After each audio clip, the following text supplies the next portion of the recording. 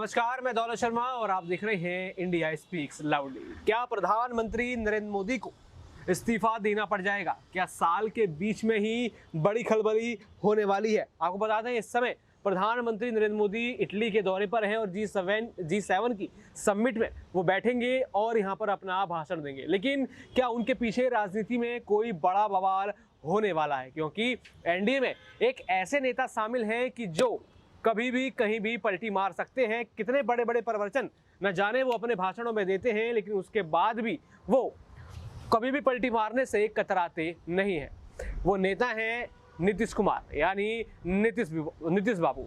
राजनीति में कितनी बार उलटफेर करने का उनका रिकॉर्ड रहा है, कभी यूपीए के साथ, कभी एनडीए के साथ, कभी लालू के साथ, तो कभी यहाँ पर मोदी के साथ, कभी मांझी के साथ। न जाने कितनी पार्टियों के वो साथ रहे हैं और न जाने कितनी पार्टियों को उन्होंने धोखा दिया है।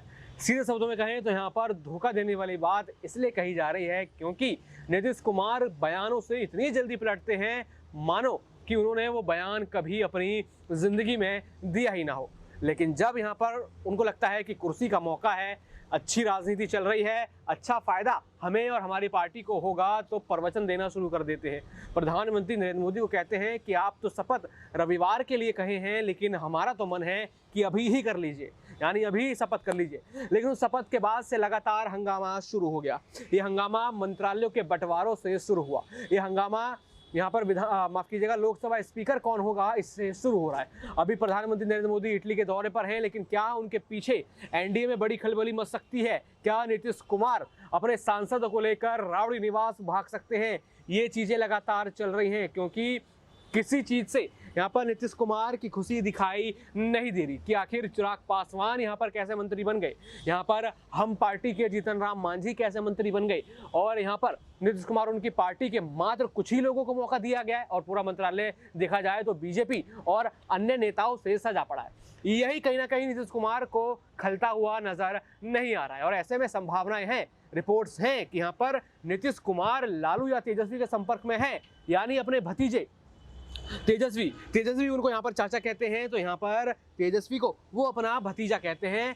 अभी हाल ही में उनका गठबंधन टूटा है, लेकिन यहाँ पर रिश्ते देखे जाएं तो अभी भी काफ़ी अच्छे बने हुए हैं। एक ही फ्लाइट में आगे पीछे बैठकर आते हैं, चर्चाएं करते हुए आते हैं। वो लालू की तारीफ करते हैं, लालू तेजस्वी संग नीतीश की तारीफ करते हैं। तो देखा जा रहा है राजनीति में लगातार कुछ ना कुछ गड़बड़ चल रही है और इसी गड़बड़ पर आज बात करेंगे। हमारी साथी आशु हमारे साथ हैं। सबसे पहला सवाल करेंगे कि क्या नीतीश कुमार बड़ा खेला करने जा रहे हैं? क्या बिहार के ये बाबू अब क्या राष्ट्रीय राजनीति में एक बड़ा चक्कर चलाने वाले हैं क्या?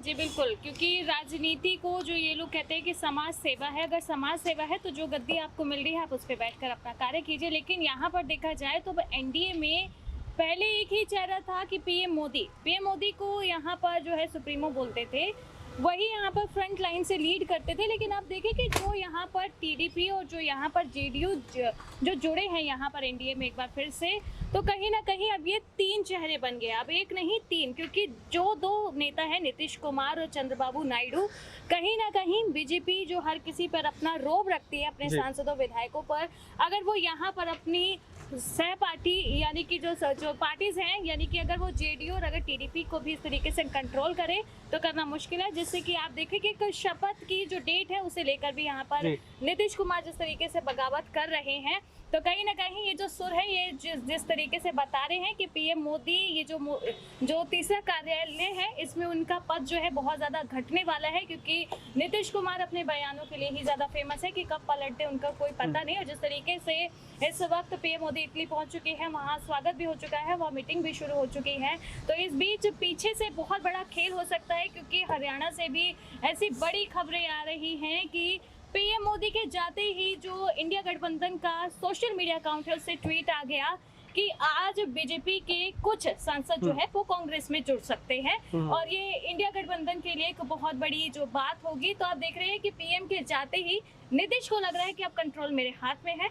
जैसे कि आप देखे जाए कि अगर हम फोर्सेस में भी देखें तो तीन तरह की होती है, हर एक लेवल पे होता है। अगर एक को हटा दिया जाए तो दूसरा अपने आप सामने आके उसको लीड करता है। तो कहीं ना कहीं नीतीश को वो फीलिंग आ रही है कि पीएम मोदी देश से बाहर है, तो मुझे यहाँ पर बिल्कुल सही वक्त मिल गया है, सही पिच मिल गई है, मैं यहाँ पे खेल सकता हूँ, बड़ा खेल कर सकता हूँ। तो कहीं ना कहीं यहाँ गैर मौजूदगी में बड़ा खेल होगा, करने वाले नीतीश कुमार होंगे। शायद इसी अवसर को वो ढूंढ रहे थे कि पीएम मोदी एक बार जरा सा हटे, क्योंकि जिस तरीके से पीएम मोदी का स्केड्यूल आया है कि वहाँ बहुत बड़ी मीटिंग है, मीटिंग्स में बड़ी बातें होंगी इंडिया को लेकर, इंडिया के और यहाँ पर फॉरेन कंट्रीज के रिलेशंस को लेकर बात होगी, तो वो बिजी स्केड्यूल है। यहाँ पर पीएम को इस तरफ सोचने का शायद नहीं मिलेगा मौका, और इस बीच नीतीश कुमार बड़ा खेल करेंगे, शुरुआत उसकी हो चुकी है। और जिस तरीके से ये क्या ये बड़ा खेल साल के बीच में हो सकता है क्या? यहाँ प्रधानमंत्री नरेंद्र मोदी जो सोच रहे हैं कि नीतीश तो बयान दे चुके हैं, टीडीपी कह चुका है कि आप ही धर्मदार खरा संभालिए, तो क्या ऐसे में कुछ पदों को लेकर क्या आपस में बीच में कोई बात बिगड़ सकती है? क्या ऐसे में हम देख सकते हैं कि सरकार अब स्थायी कही जा रही है, क्या स्थायी रह पाएगी? जी, रहना मुश्किल है, क्योंकि इस बार की जीत बहुत ही, यानी कि ऐसी जीत है जो कहीं ना कहीं बीजेपी को हजम नहीं हो रही है कि जीत हो कैसे गई।